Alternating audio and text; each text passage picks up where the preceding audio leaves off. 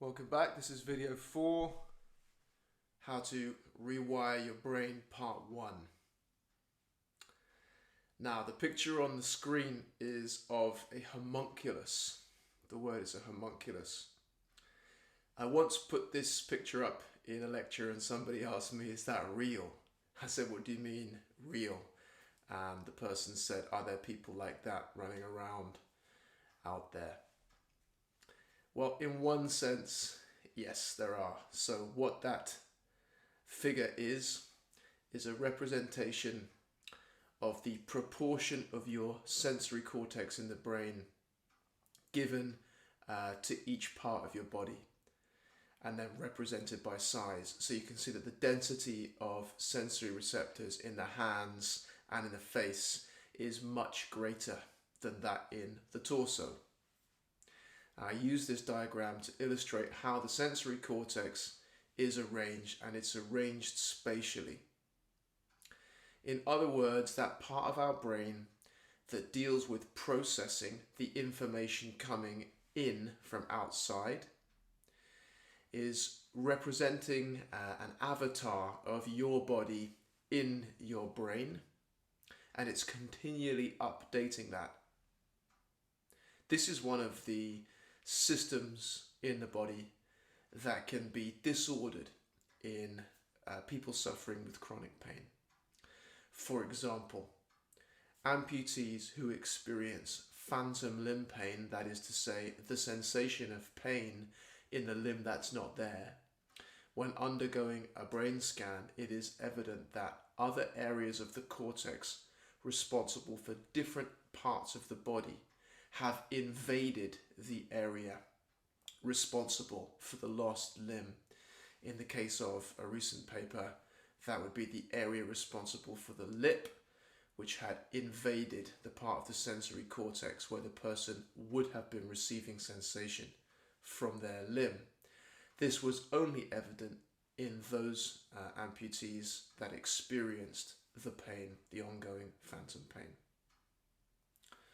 This is evidence that the sensory cortex, which as I said is continually updated in response to information coming into the body from outside via the senses, can be arranged erroneously in error.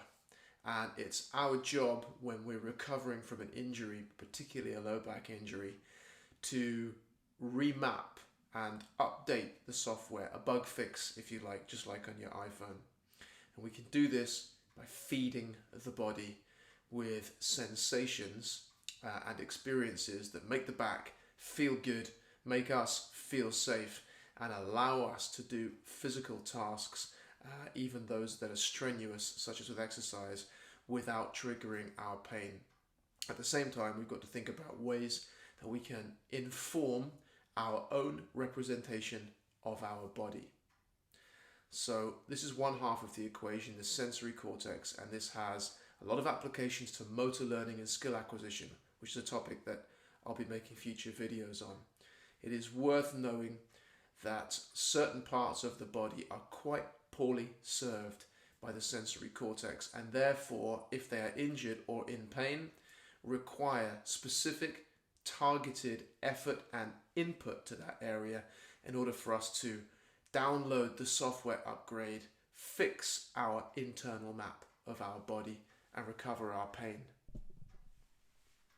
Our motor cortex, that is the part of the brain responsible for voluntary movement, is arranged functionally, not spatially. By this I mean its arrangement and performance follows from function. If you look at the photograph on the left-hand side of the screen, down a flight of steep stairs, and imagine yourself as perhaps an old person, a person who is frail, weak, afraid of falling, and is unsteady on their legs. Looking down this flight of stairs produces a feeling of unease, a feeling of fear. And you can imagine that the person will not be in a hurry to run down that flight of stairs without holding on. And that is because their performance is limited by their own knowledge or perception of their function. The photograph to the right, the downhill mountain bike one, that person's about to go off that cliff, a seemingly impossible task, unless your function and self-belief inform you that you can pull it off. So in this more extreme functional task, that of descending the mountain on the bike, the landscape of possibilities is opened up by the increase in function. This has massive implications, not just for injury recovery, but for our motor learning, our coaching, and our skill acquisition practice. If you're dealing with lower back pain, certain functional tasks might be off limits to you. That might be lifting weights, playing sport. It might even be sitting in the car for a couple of hours without your back flaring up. Those are examples of functional tasks that currently you may not have the function or believe you have the function to complete. What must happen is that you undertake a period of targeted physical training to bridge the gap between where you are now and where you need to be in terms of function, that will open up a wider landscape of opportunities for you to move, and thus through moving update the motor cortex so that future possibilities become more numerous and more variable.